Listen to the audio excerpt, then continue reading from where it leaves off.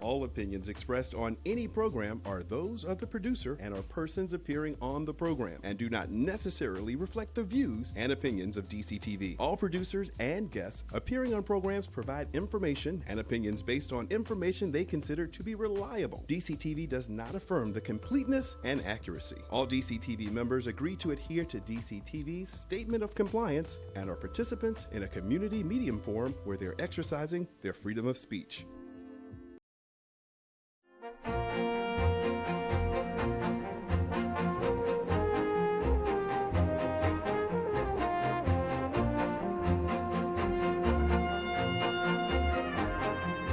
Good evening. I'm your host, Karen Hudis. This show is a series that has been coming to you from DCTV since 2015 in a weekly program called the Network of Global Corporate Control. Today's program is called Q&A. Thank you to DCTV, to Carmen Stanley, Program Director, to Maurice Jackson, Studio Director, and to Cruchet Starnes, Audio and Prompter. Today's segment was pre-recorded and is in response to your questions and your comments and the questions from Andy's group. It means a lot when the banking cartel is trying to stop people from breaking through and the banking cartel cannot. Let me read you from Andy's email to me. Andy is not his real name. Andy is very real. Andy lives in the United States, but he's from a European country, and he had to go back there due to his father's health problems. Both Andy and Ty Hampton have been having problems with their computers. As a matter of fact, Ty wrote me an email where he said he was going to have to cut off his internet and stop using credit cards because of the fraud on his cards and the way the banking cartel was spoofing his internet account and flying over his house. You may remember Ty. It was Ty who told me about the military oaths of office. I gave you the link describing the banking cartel's attacks on Andy and Ty. The banking cartel has also been attacking me and my family members and my friends and the families of my friends. Is that helping the banking cartel win? No. This is because the banking cartel has already lost. Reality is reality, and we are living in a new reality without the banking cartel. All that remains is for us to realize where we are. We're all here in reality, watching the dominoes fall on the banking cartel. My job as Overseer Mandate Trustee of the Global Debt Facility is to remind you of this. People want to know, how come I keep my sang-froid? And I guess we were going to show some dominoes falling.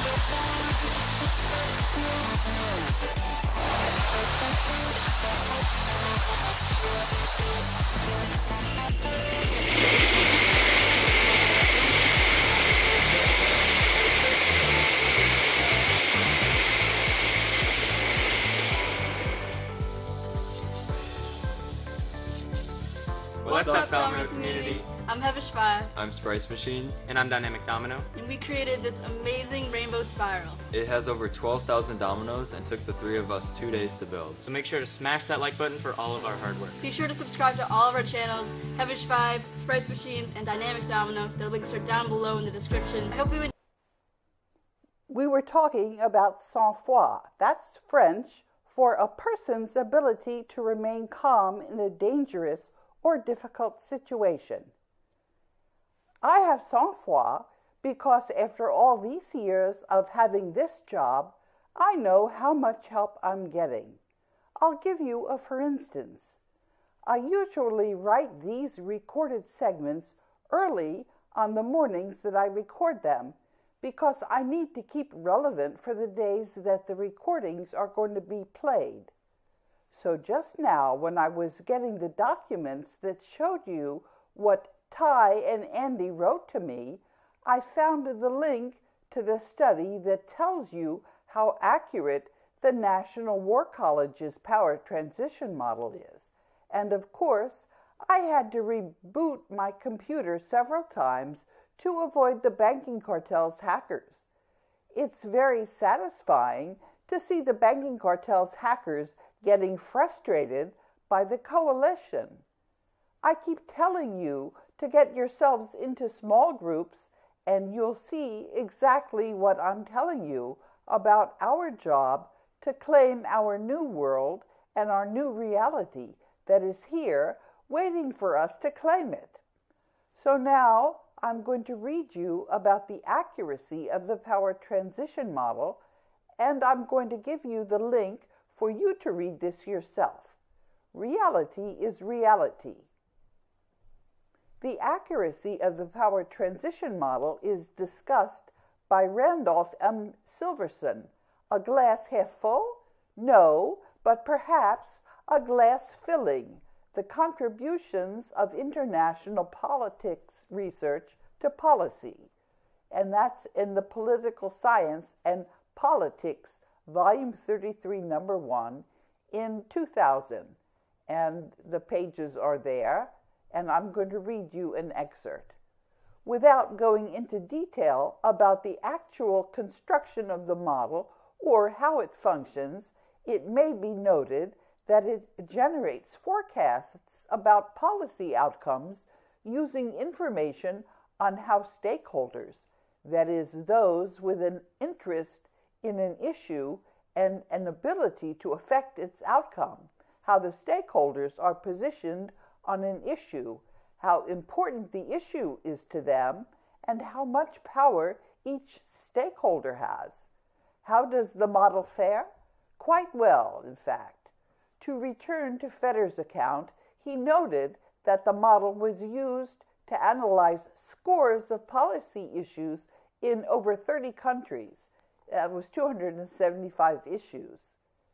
And he reports that the model's rate of accuracy was about 90%.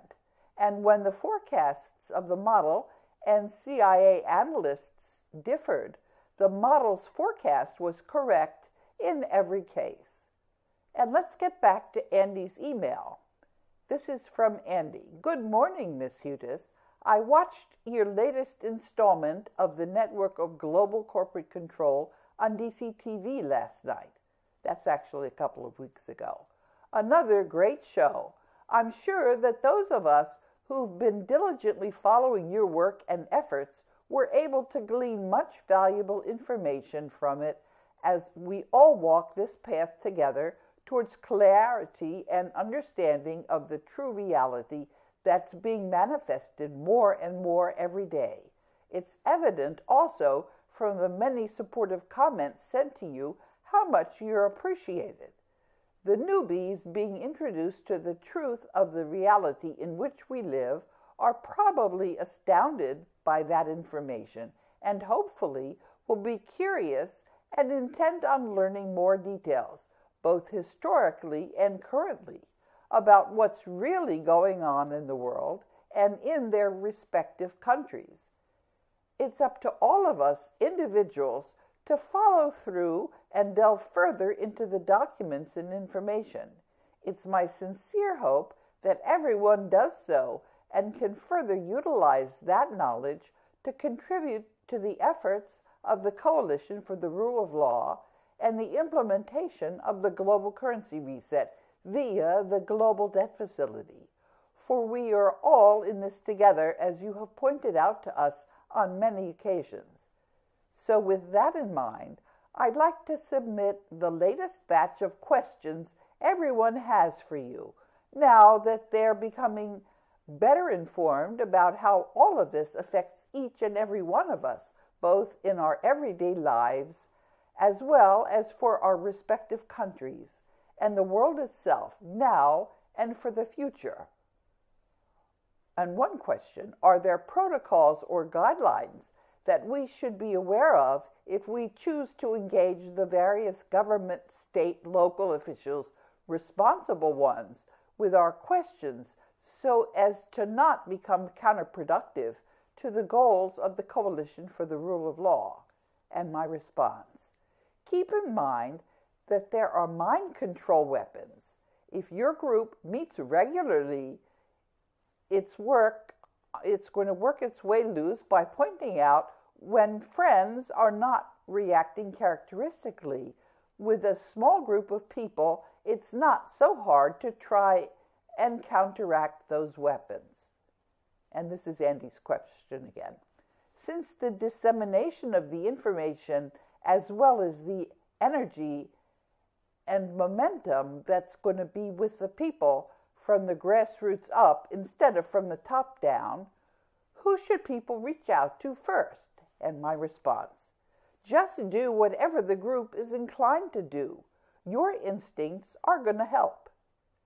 And then from Andy, could you provide further details on how the global debt facility will safeguard the pensions that seemingly are starting to come under pressure in various places? And my response, the local currencies that retain purchasing power should offer sufficient protection together with the national currencies.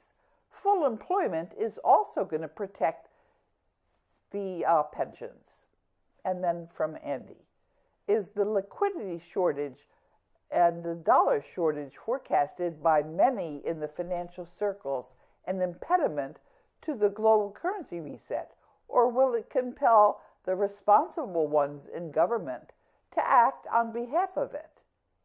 My response, the fact that there are valuable currencies, both national and local, and the full employment generated in the local communities are going to keep us on an even level. The fact that we know these things via a critical mass of people and in our collective unconscious helps. And then from Andy's group, are the proposed changes to the military justice system related to the global currency reset, seeing as it also relates to Admiralty maritime law? And I've already answered this question, and I did that on the internet. The new rules for courts-martial, it was Chuck Hagel who started the ball rolling when a lieutenant overruled a court-martial on his own, misusing his authority. But now these new rules that were just issued are a way of trying to intimidate the troops and keep them worried, and to try and slow down the way the United States military is working together with the rest of us in the United States to take back the United States from the corrupt bankers. At the same time, all of the military powers in the world are on notice that we are not starting World War III, and they have to be on their guard for any attempted first strike or false flag attack. The military powers all know that their people and the peoples in each and every country in the world are carefully reestablishing their proper governments as they see fit and without outside interference. Any power grab is not legitimate. The bankers like to provoke people and throw them off guard. The global currency reset is peaceful, and we are all going to take our time. Our first order of business is to look inside ourselves and realize who we are and that we are good and kind. Some of us are going to need a little hand-holding as we adjust. These people are going to realize that they are surrounded by an ocean of good, kind people. you get right away the flavor of what's happening. This is our reality. The people in the military know that we are in a new ballgame because the brass are traitors who intended to surrender the countries to the bankers. That's not happening. Of course, the powers that were had a different intention, but they are not getting their way. Their attempt to influence us has backfired, and the more they try, the more it backfires. And then from Andy's group, is the global debt facility and the global currency reset a way to prevent an inordinate amount of power that countries who have consistently been buying and hoarding gold, like China, Russia, and India, that they might possibly have in dominating the future pricing of gold and or affecting currency valuations in the various countries? And my response: there's more than enough gold to go around. The challenge is going to be to introduce sufficient liquidity to match economic growth without inflation. We're going to work hard to coordinate. And then from Andy's group, is the slowdown in asset purchases by the central banks, including the Federal Reserve, a reflection of the cutting off of interest flow to them, as well as the paper assets that they hold? The global debt facility, this is my response, the global debt facility owns the central banks and is managed by all of humanity. We are going to work together in a coordinated, peaceful effort. And this is from Andy. Are there active elements, persons in offices of responsibility, for example, the Governor's Council, county executives, etc., that are engaging the corruption within their ranks, similar to what is occurring within the World Bank and IMF? And my response: with transparent feedback, things should hang together. Of course, it's going to be a challenge when we're not used to working together. Hopefully, we'll learn through our mistakes. And then from Andy and his group, is there some way to map out a visual tree or map that maps out and links all the factors and entities in the past and recent goings-on by the cartel? And my response: that is a very good question. We'll have to assess our efforts so far. These questions are extremely helpful to this end, and the fact that you've posed them is a good sign, and it's a good sign for the future of our common efforts. And then from Andy's group, besides buying gold and silver to safeguard people's wealth as a store of value, should we also stock up on the necessities of daily life in case of possible unforeseen disruptions in the supply chains brought about by possible currency disruptions? And my response: why not? Hopefully it will not be necessary, but precautions are wise. And then from Andy's group, who should people contact in their respective states with questions regarding where the true titles to homes and property are being held? And my response: I suggest that the local communities coordinate and work together in order to find this out. And then from Andy's group, the other frequent questions that come up are the most common ones that you have addressed many times and have referred to in the pertinent documents that have been posted many times also. Self-motivation to search for and read these documents for oneself has been pointed out by you and is being reinforced by all of us who have traveled that part of our collective path and can indicate to the newbies where to look. Well, that seems to be it for now. We'll continue to digest the ongoing information and follow up with further questions as they arise. As always, thank you for all the work that you're doing on behalf of humanity, and our continued best wishes for progress with the implementation of the global currency reset. We too will continue working to assist those efforts. Best wishes from all of us. And I actually just read an email from Andy. He's on site in Europe. And then Andy writes, all of humanity has to act together to withdraw. And oh, no, I'm sorry, that's not from Andy. That's from me. This was something that I posted. It's saying that humanity is in possession of the global debt facility, and somebody had asked me how to access that. They were actually trying to steal the world's gold.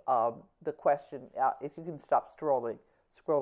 The question was from Heather Tucci. She had said that there's something called a Treasury Direct account, and that all of us could try to access individually some of this corruption by withdrawing from the global debt facility. And my response is that no, this information about Treasury Direct accounts, that's corrupt. The Banking Cartel is trying to undermine the global currency reset.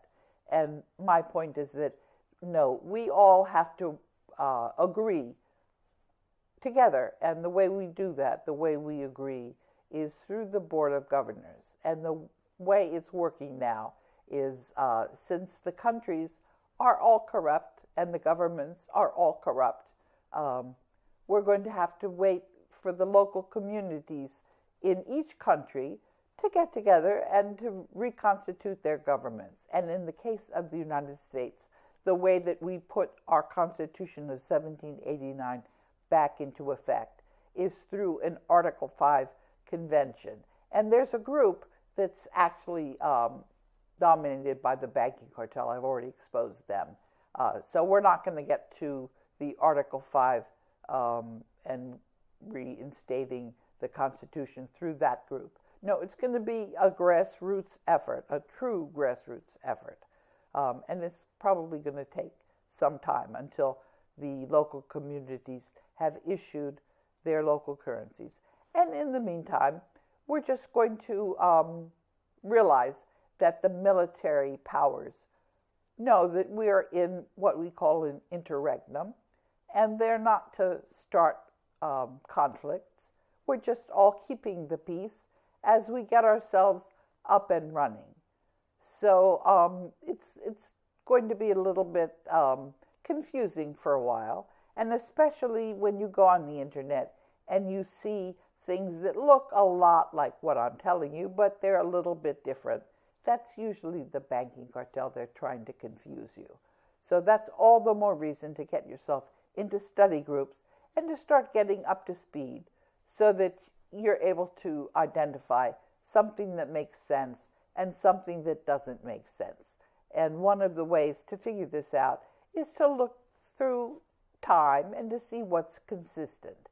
And that's going to help guide you. I'm not saying I'm the only one. Obviously, I'm not the only one. We're all working together. But I'm going to be doing my best to be responsible and to respond to your questions. A lot of people criticize me because they say, well, why don't I just tell it like it is and stop answering questions? And the point about it is that I'm part of everybody. We're all working together. And if I'm not responding to your questions, if I'm just coming up with something on my own, chances are I'm not relevant. Chances are I'm not speaking to what really is going on at the current time. So I do respond to people, and I do respond to your questions. And in this series and in the YouTube, I've been responding to your questions. And what you can see through time is that I have been remarkably consistent. But you'll also see that I've been learning as I go along. So as I'm pointing out the various corruptions, I started out by trusting everybody. It took me a long time before I had diagnosed just how seriously corrupt things are. So, for example, you'll see that I was thinking that we could go to the governors or we could go to the states. And then I found out, no, we couldn't. We had to reconstitute from the grassroots up our states. And what I found out for the state legislatures, for example, I pointed this out to you a couple of segments ago. We have something called Metro 1313. That's a group that started out in Chicago, where they were superimposing entities above the state legislatures. That was the Banking Cartel. So no, we can't rely on our state governors. They're corrupt. We have to, and the elections, as you've seen, the voting machines, that's a joke. We're not looking at paper ballots. We don't have systems in place is the problem. So we have to put the systems in place. Now I see you're scrolling. Does that mean I should do the outro? I want to thank you for listening to another segment of the Network of Global Corporate Control. In this segment, you can see that it's possible to stay out of World War III simply by accepting the gift of love from Jose Rizal, the world's wealth in the global debt facility. It's there for humanity in a global currency reset to clean up the corruption in the world's money system. The global currency reset to end the corruption in our money is such a big transition, it's going to take a while for us to understand the extent of the corruption and the kind of cleanup that's going to be required.